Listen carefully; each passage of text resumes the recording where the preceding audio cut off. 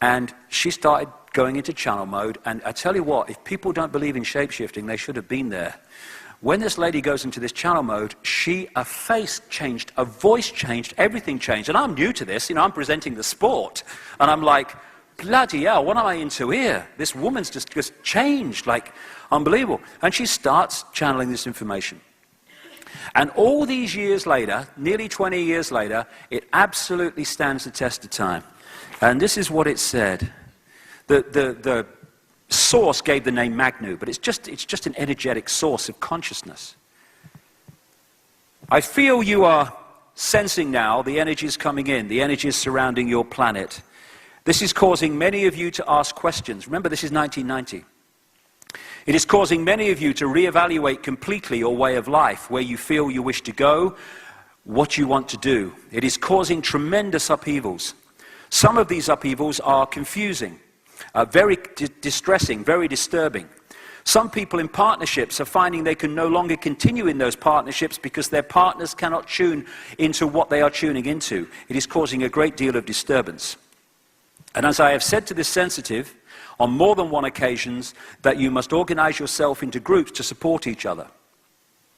Now then, my own allegiance with your planet goes back to an Atlantean period when there were many energies being used and information and knowledge being used which were for particular reasons of safety withdrawn, shall we say, to prevent complete catastrophe, to prevent total destruction of your planet. I would suggest that these energies that were withdrawn created the need to bridge the gap which we were energetically getting sustenance from before in what we call food, and the law of the wild all started coming in and all that stuff.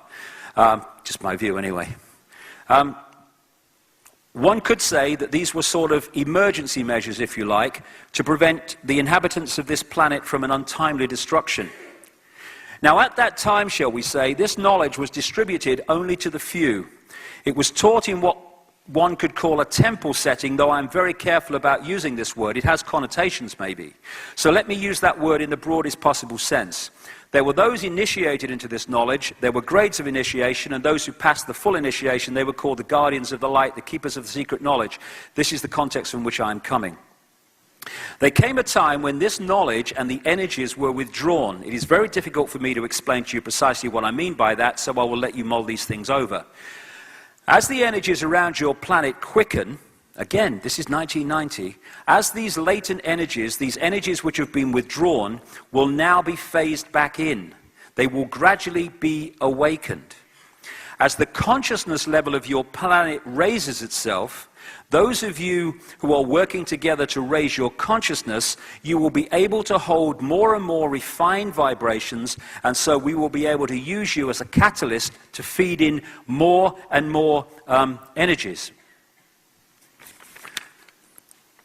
As more of you raise yourselves to meet the challenge, so we can awaken more of these energies. Now, energy is consciousness, and the energies themselves contain the knowledge and the information which is beginning to surface again in your consciousness. So many of you will remember the Atlantean times. You will remember that you communicated with, say, dolphins and whales. You understood these other sentient creatures. This is the lion and the lamb period I was talking about earlier. You could levitate. You could manifest things. You could cause spontaneous combustion by not miraculous means at all. Once you know what you're doing, these things follow. It's a matter of order. Now, I'm looking at a time on your planet when these energies, this knowledge, is reawakened and reintegrated into your consciousness. I'm not looking at a time when this knowledge will be for the few, but when your whole planet will be awakened to this understanding which you have simply forgotten. It's not a matter of new information, it's a matter of remembering who you are and where you come from. So you're being asked to change. You are being asked to change in a total way. It is not a matter of small changes, a little thing here, a little thing there. You really are being asked to turn yourselves inside out. There is a massive shadow which must be cleared, and it is up to you, light workers as it referred to, such as yourselves, to focus yourselves on that challenge. Those of you who are in the forefront of this, you are rather like a snowplow. You are the thin end of the wedge. You really have, how shall I put this, to a certain extent I suppose you have the shitty end of the job. You have got to do an awful lot, but nevertheless you are capable of doing an awful lot. That is why you have chosen to come. That is why you are here, what you are here for, to really, decoded by the psychic, to really shovel some shit and therefore make some space behind you to make it easier for the others. Now, as in your human body, there are energy lines around your planet, through your planet, which correspond, I suppose, very much to the acupuncture lines and meridians in your body. Where two lines cross, you create a vortex, a tiny vortex if it's two. The more lines that intersect, the bigger the vortex. Therefore, where you have a chakra, you have a large vortex of intersecting energy. It is the same with your planet. Where most lines cross, there is the biggest vortex. Now, you could say that the plexus in and around the islands you call the British Isles is the hub of the wheel of plexuses and energies which surround your planet. It has acted in other times like a fail-safe device. In order to activate these chakric points upon your planet, the energies must pass through the central point. They must pass through the heart of the pattern. And that latter piece is one of the major, perhaps the major reasons why the Illuminati have focused so massively on the United Kingdom, Britain, the British Isles, these tiny little islands which have more standing stone circles and ancient earthworks per square mile than anywhere else in the world, particularly along the western side of the country and across the Irish Sea into Ireland, because the ancients knew where these vortex points were, and they built their stone circles and stuff on that. Another thing that seems to be happening, which I'm picking up as the months pass, is that stuff that's not reported in the mainstream media, obviously, and mainstream science, is that there are changes going on in the sun which are very different. That could well be another manifestation of this energetic change, because the ancients who focused on the sun, yes, people focused on the sun because it was warm, it was the source of warmth and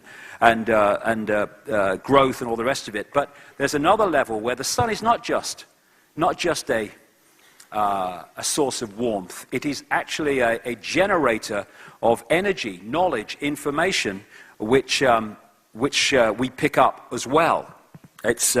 The sun is very, very much more than it appears to be.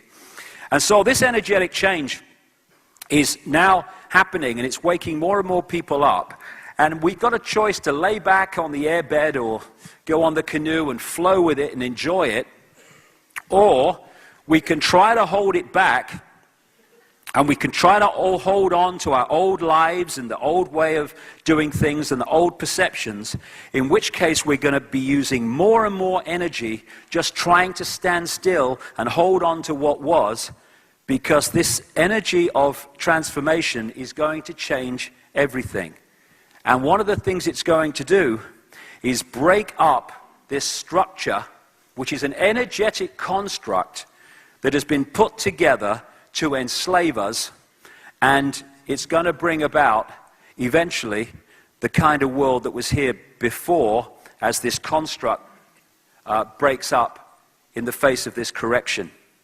And we have this time to choose whether we're going to go with it, or whether we're just going to try to hold on to what the life that we've had before, and the perceptions we've had before. And the choice, that fork in the road, like I said earlier, is to go with the head and the mind and let that dominate our perception and decision making, or to go with the heart and let our feelings and intuitive knowing lead us in the directions that we need to go.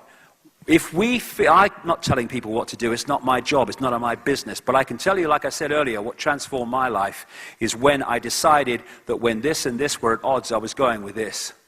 And I tell you what, it transforms your life from an existence to an amazing synchronistic series of coincidences that make life much more interesting, much more enjoyable, and much more full of vitality than just mind following the programs round and round and round and round.